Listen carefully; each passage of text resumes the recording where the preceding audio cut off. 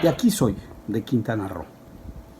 El presupuesto de ingresos y egresos del gobierno federal para el 2021 se está convirtiendo en piedra de escándalo y sobre todo de enfrentamiento entre los gobernadores y el presidente de la República, porque poco a poco se van desgranando los temas que provocarán golpes demoledores y en algunos casos muy determinantes para las acciones y sobre todo para las finanzas estatales. La reducción en las participaciones federales es la respuesta a las reuniones de gobernadores del norte que llegaron a proponer romper el pacto federal, si no se revisaba a fondo y se daba a las entidades una mayor participación en esas partidas que son de vital importancia para los municipios y para la carga deficitaria de las finanzas en los estados. Aunado a esto, el que los programas productivos del campo no solo se reduzcan de manera sensible, sino que muchos desaparecen con una simpleza digna de mejor causa, porque jugar con la estabilidad de los campesinos es bastante peligroso. En primer lugar, para los presidentes municipales y para el gobernador de la entidad, que con esa pandemia han tenido que rebuscar la manera de ir paliando esos problemas que ya no atiende el gobierno federal, porque además no tiene representantes en los estados que sirvan de amortiguadores políticos o de operadores de programas sustitutos. Pronto sabremos cuánto bajarán presupuestalmente, pero por el comportamiento del presupuesto de 2020 no es fiable lo que se apruebe. Luego vienen los recortes, las transferencias y sobre todo las órdenes tajantes. Un ejemplo dramático fue el de la Secretaría de Turismo. De entrada, desde el 2019, fue reducida en un 70% en sus funcionarios y en sus operadores ejecutivos. Después se les redujo el presupuesto en un 25% como a todas las secretarías y para finalizar le pidieron que cercenara una subsecretaría y así se fue planeación a la basura. Sin dejar de mencionar que se le cortó el Consejo de Promoción Turística de México, que significaba para el secretario la bolsa para viajar y apoyar a los destinos turísticos en ferias turísticas mundiales. También le quitaron el otro brazo del dinero.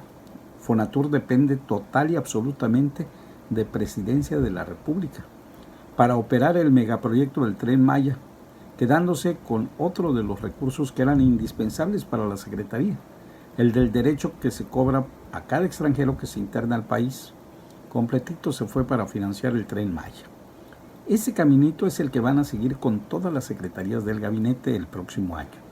Ellos recibirán en el papel un presupuesto y el manejo y los recortes los harán desde la oficina presidencial. Por eso están en camino de desaparecer los ángeles verdes, los únicos con uniforme que son respetados en este país, porque auxilian en las carreteras a todo mundo, no importa que sean nacionales. La parte difícil es lo que ya se ve para estados y municipios. El Fortasec desaparece de este presupuesto, así que a rascarse con sus propias uñas en cuanto a seguridad pública. El FASP no crecerá en términos reales, y ese es de los estados. El Fortamun viene con una reducción del 4.6%, por segundo año consecutivo se reduce. Por eso los gobernadores no deben de hacer declaraciones aún y mucho menos festejar que crece el presupuesto federal. Las cifras son engañosas y serán más cuando se aplique el torniquete en el primer trimestre de 2021, cuando el gobierno federal entre en pánico por la economía y tenga encima las verdaderas encuestas sobre los resultados electorales de junio de ese año. Los demonios andarán sueltos y la política estará en medio de los avatares que producirá el colapso económico mundial y el muy probable cambio de presidente norteamericano. Luego veremos el panorama político electoral, que está complicado para todos, hasta para el presidente López. La de la cola. Videgaray, el operador político y financiero de Enrique Peña, se encuentra bien resguardado. Es el que negoció el ascenso terzo del presidente López. Fue el contacto directo, el creíble, el que podía decir, comprometer y sostener. Los encuentros fueron vía una persona de extrema confianza del presidente López. Aunque sus demonios se le suelten, está confiado en que podrá mantenerse libre, aun y cuando su enemigo jurado, que es el señor Emilio Lozoya, lo señale y entregue pruebas en su contra. Para eso entregó medallas del más alto rango que entrega el país a el yerno de Donald Trump y al rector y dueño de la MIT para que le garanticen impunidad. Por lo pronto, los alumnos y egresados del MIT han publicado en su periódico lo siguiente: no sabemos si Videgaray será declarado culpable por un juez por cometer los crímenes él mismo. Sin embargo, la amplitud y profundidad de las acusaciones creíbles contra él plantean serias dudas sobre su autoridad moral para liderar proyectos de investigación sobre las consecuencias políticas, sociales y éticas de las políticas públicas relacionadas a la inteligencia artificial, mucho menos para explorar las mejores políticas para defender la democracia en otros países.